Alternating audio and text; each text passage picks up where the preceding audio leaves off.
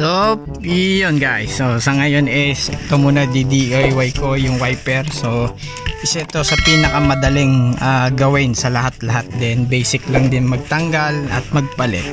So, nangyari kasi is nakabili ako ng 13 inches. So, maliit siya. Naisip ko ang size nga pala nun is 22-18. So, ito kabibili ko lang din and then kapapalit ko lang din kahapon. Kasi ito yung nabili ko nung una, 13 inches. So pag nag-wipe siya maliit.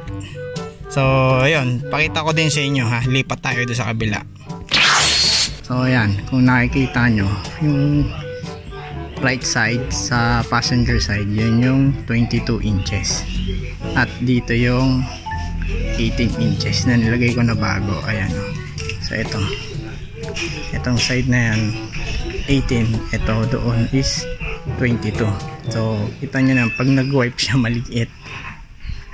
Namali ako. So ang gagawin ko is dito ko na lang siya ilalagay sa rear.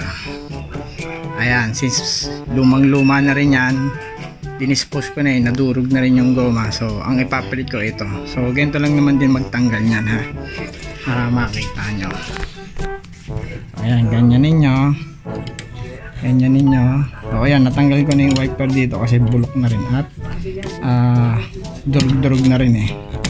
So ayan, ganyan ninyo. And then huhugutin lang din.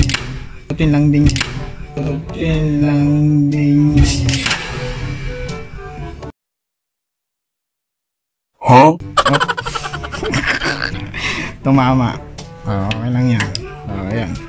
So ang gagawin natin is itong side na to, tatanggalin lang natin yan. Ito, kukunin lang natin yan, tapos ilalagay natin dito dyan sa holder na yan. Ayan, dito sa holder na yan, sa mga yan. So since wala akong mabiling ganito at sayang din yung binili ko na namali ako, sayang din. So maximize na natin, gamitin na natin sa pwedeng gamitin since yung rear ko is durug-durug na rin. So yun, palitan ko lang to. So yun, natanggal na natin, natanggal ko na to. Ayan, natanggal ko na yung wiper nya mismo. So palatandaan nyo lang ha kung saan, kasi makakalas to itong bakal na yan. Parang yan yung mismo pinaka frame nya, para hindi malambot, para matigas pa rin siya, parang pinaka base nya pa rin. Yeah, so yun, lalagay ko lang din yan dito. Dali lang na may suksok yan dyan eh, dyan, tapos dito. So yun ha, wala akong holder eh, pasensya na. So pag nito, tapos nito is nakakabit na siya. So yun. So ayun guys, nakabit ko na siya. So ang rear pala na size ng rear is 12 inches sa wiper. So nangyari 13 nga yung nabilo ko, katulad dun sinabi ko. So nagbawas ako. Ayan o, so 1 inches din to. Yung bakal binawasan ko rin. Ayan, dalawa yan, nakakapit dyan sa gilid. So ayan o, makita nyo, ayan yun, kailangan nakasipit lang din yan dyan. Ayan o, diba? So 12 inches. Pagdating sa front nyo is 22-18. So para hindi na rin kayo mali, dahil nalimutan ko na rin yun eh. So or either sukatan nyo na lang, diba? So ayan, kakabit ko na to, ganun lang naman yun eh, diba? So ayun guys, it's a easy DIY lang naman yun. So thanks for watching.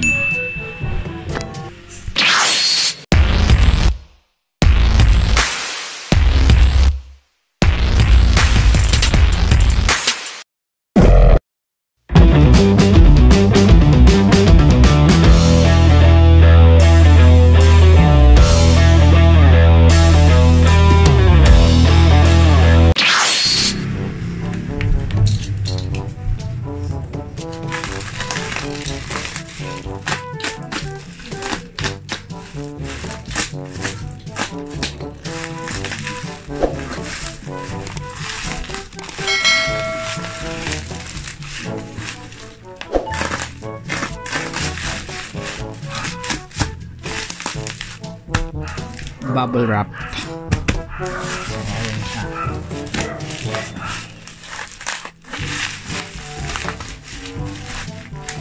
So again guys, hindi sponsored to ha,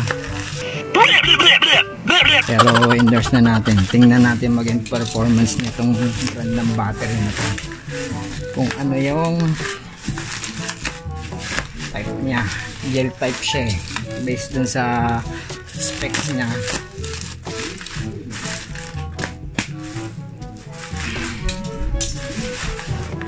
Napakabigat.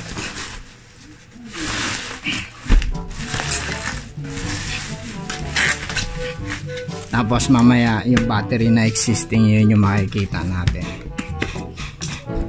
So ayan, again not sponsored ha, pero baka naman.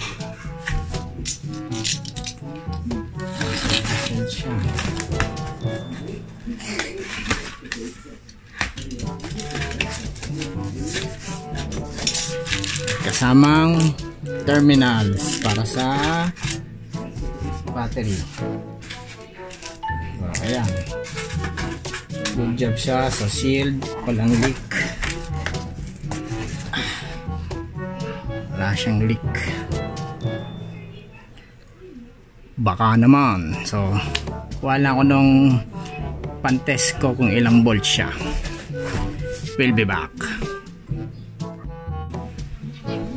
So ayun, test na natin ang voltage niya, yung standby voltage ng battery to, since bago to, para may reference din tayo.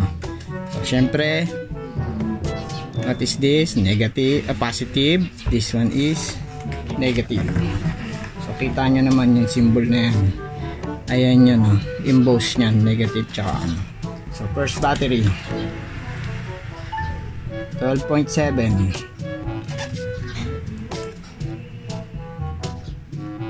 12.7, 12.7, 12.7. So ayun. So ang connection natin dito is series para mag 48 volts tayo.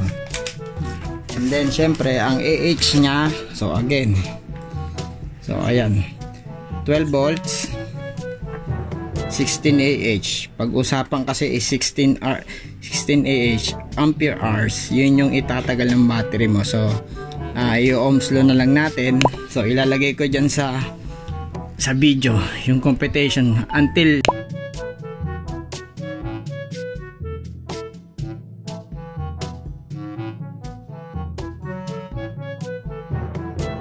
ilang hours magagamit mo ang battery na ito. So baka naman gel type, deep cycle. Pwede rin tong pang solar, sa mga gumagamit ng solar para sa lights. So ayun. So guys, ito yung lumang battery ng e-bike ko. So 4 sets siya. So ang 12 volts, 13 AH naman. So 2 hours yung maximum niya. So since yung 16, sa malamang 3 hours or 2.5 hours ang ano niya, itatagal niya.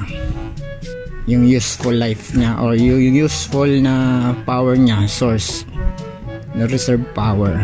So ayun. Diba? Kasi nga is 12 volts siya, 16 AH.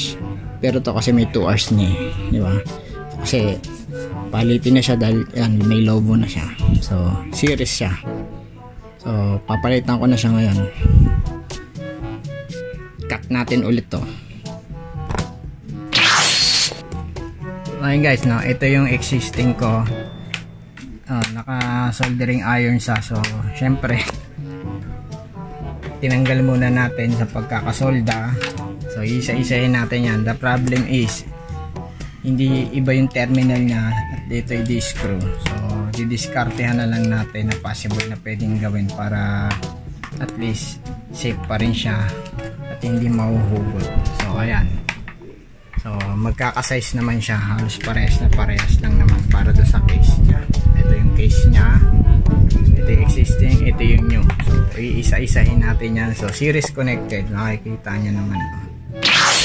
So ayan guys, natanggal na natin yung mga wirings niya na connection, pero ingat lang din kasi meron na tong charge yung mga yan, lalong lalo na tong bagong battery na to. So pag nadikit-dikit niya yan, masusunog yan, so ingat lang din kayo ha,